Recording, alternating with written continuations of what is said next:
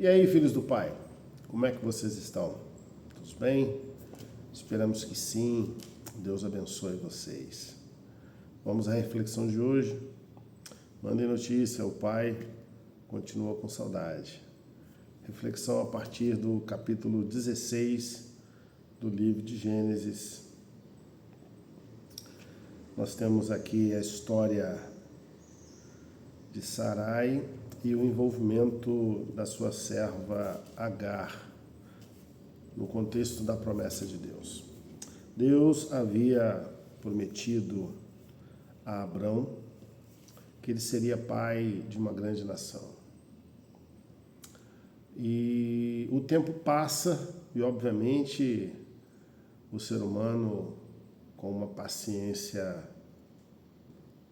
tola, ou seja, sem paciência nenhuma, acha que pode ajudar a Deus. Olha, Deus prometeu, o tempo está passando, estamos nos tornando velhos demais e, quem sabe, a promessa de Deus, ela precisa ser cumprida a partir de uma ajuda que eu possa fazer. É muito natural nós pensarmos assim. Difícil julgar e culpar Sarai nas suas decisões, culpar Abrão nas suas decisões. Nós conhecemos a história, né, e o que eles conheciam. O fato é que, carregados de pecado como somos, né, nós somos pecadores, somos nascidos em pecado. E nós temos a tendência, de fato, de tomarmos decisões erradas. E Sarai e Abrão, com eles não foi diferente. A questão é que o tempo estava passando, Abrão chegava aos seus 85 anos e Deus já havia feito a promessa de que eles seriam pai de nações. E com 85 anos, então, eles entenderam que deveriam ajudar. E nessa ajuda, Sarai entrega a sua serva Agar. E aos 86 anos, Abrão se torna pai de Ismael.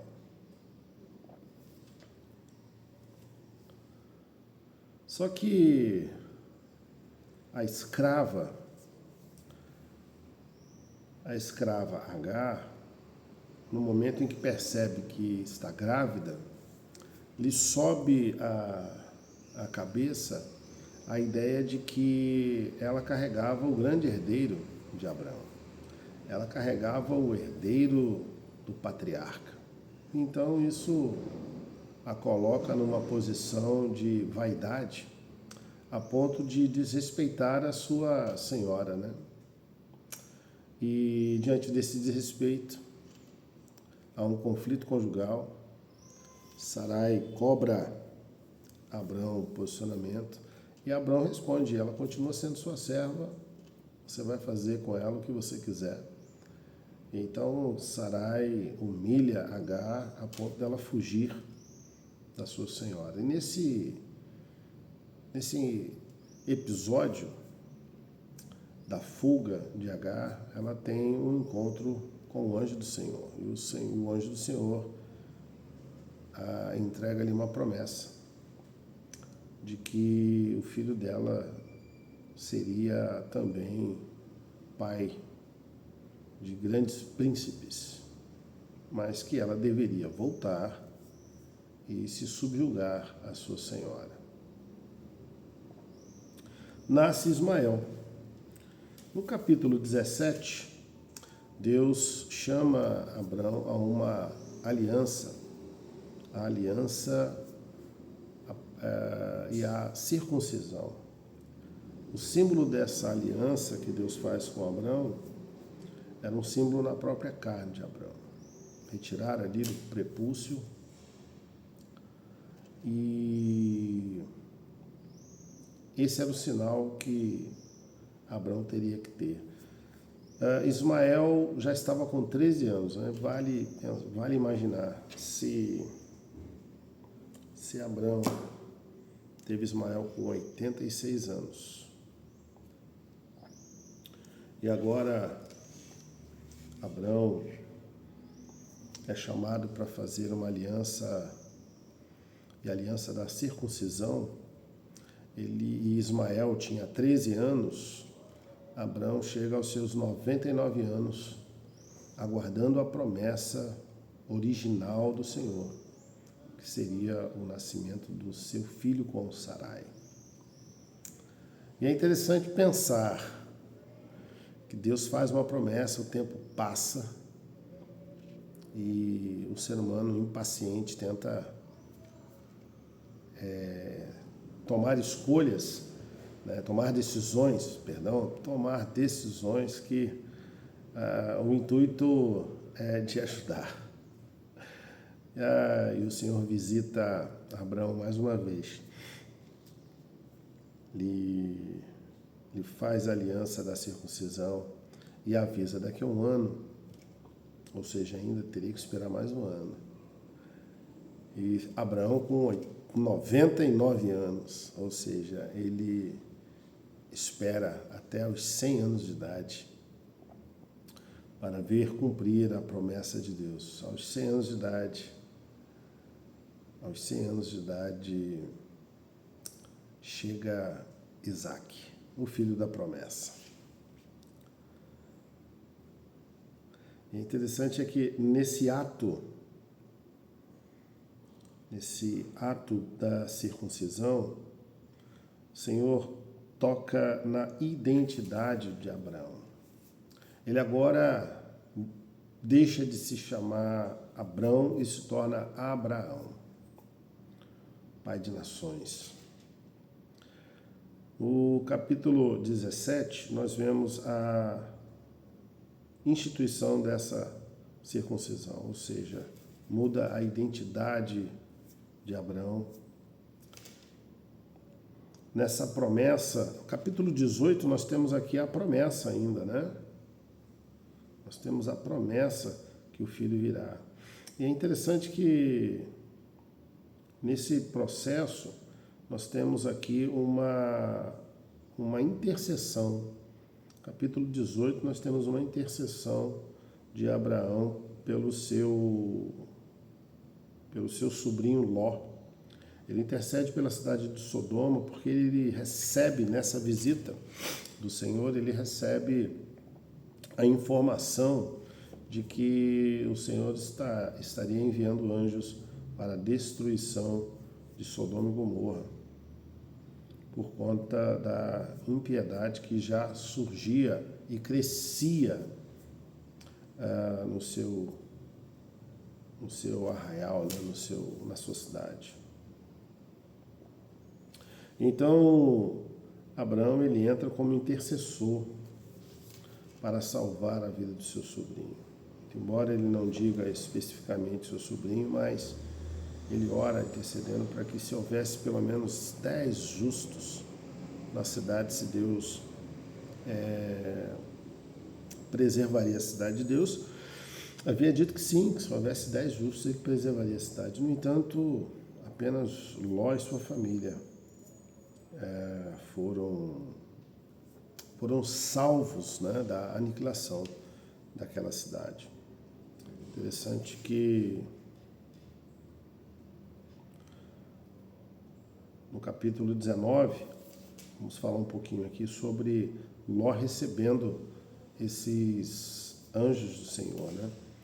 Ló percebe a chegada deles na praça e convida-os para ser recebidos na sua casa. O texto diz que eles haviam negado, mas Jó insistiu tanto que eles foram acolhidos debaixo do teto de Ló. E no momento em que estavam debaixo dessa responsabilidade, né, todos os homens da cidade foram até a casa de Ló e confirmaram que queriam abusar sexualmente daqueles homens.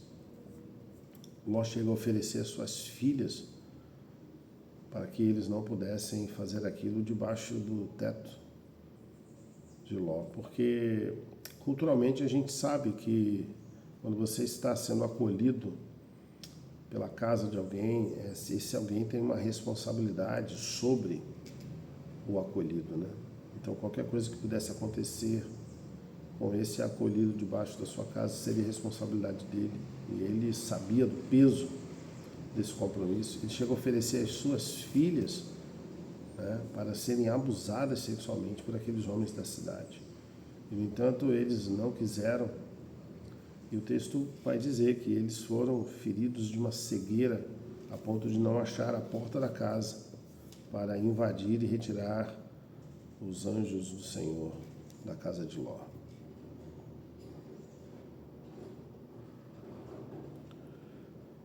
Capítulo 19 ainda, o que nós temos seria a própria destruição. Os anjos orientam a Ló e sua família: olha, saiam daqui, vejam quem mais tem aliança com vocês.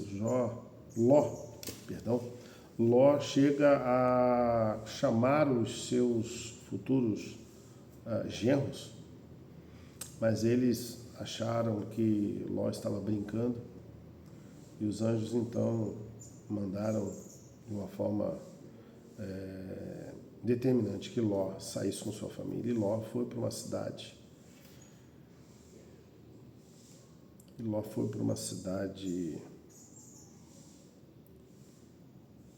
Eu não teria que achar aqui, Zoar. O sol estava nascendo, versículo 23, olha lá, Gênesis 19. O sol estava nascendo sobre a terra quando Ló entrou em Zoar. Então o Senhor fez chover enxofre e fogo sobre Sodoma e Gomorra. Isto veio da parte do Senhor desde os céus. Ele destruiu aquelas cidades e toda a campina e todos os moradores da cidade e o que nascia na terra. E a mulher de Ló olhou para trás e virou uma estátua de sal. Na manhã seguinte, Abraão se levantou de madrugada e foi para o lugar onde tinha estado na presença do Senhor. Abraão olhou para Sodoma e Gomorra e para toda a terra da campina e viu que da terra subia fumaça, como se fosse a fumaça de uma fornalha. Assim, quando destruiu as cidades da campina, Deus se lembrou de Abraão e tirou Ló do meio da destruição, quando subverteu as cidades em que Ló tinha morado. E eu quero finalizar capítulo 19. É interessante que as decisões são sempre decisões que destroem, que atrapalham, porque diz assim, olha, Ló partiu de Zoar e habitou no monte, ele e as suas duas filhas, porque receavam permanecer em Zoar, Ló habitou numa caverna, e com ele as duas filhas. Então, a primogênita disse à mais moça, nosso pai está velho e não há homem na terra que venha unir-se conosco, segundo o costume de toda a terra.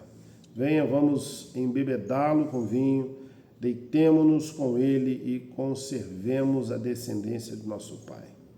Naquela noite deram de beber vinho ao seu pai e, entrando, a primogênita se deitou com ele, sem que ele o notasse, nem quando ela se deitou, nem quando se levantou. No dia seguinte, a primogênita disse à mais nova, ontem à noite deitei-me com meu pai, vamos embebedá-lo também esta noite, entre e deite-se com ele, para que preservemos a descendência do nosso pai. E de novo, naquela noite, deram a beber vinho a seu pai, e entrando a mais nova se deitou com ele, sem que ele os notasse, nem quando ela se deitou, nem quando ela se levantou. E assim, as duas filhas de Ló ficaram grávidas do próprio pai. A primogênita deu à luz a um filho e lhe deu o nome de Moabe.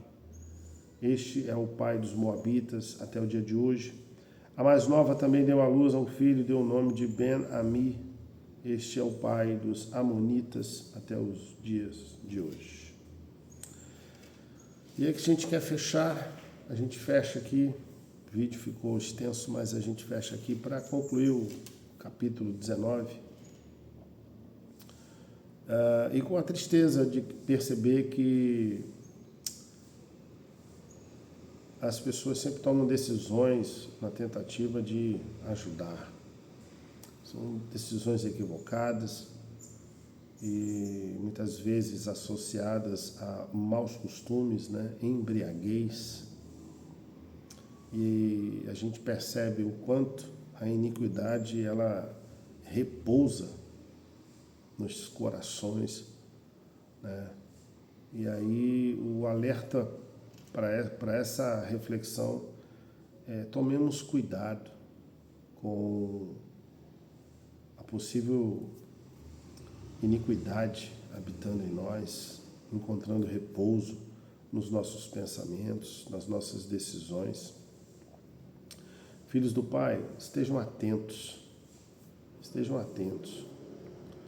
para perceber quando uma escolha ela pode se tornar equivocada.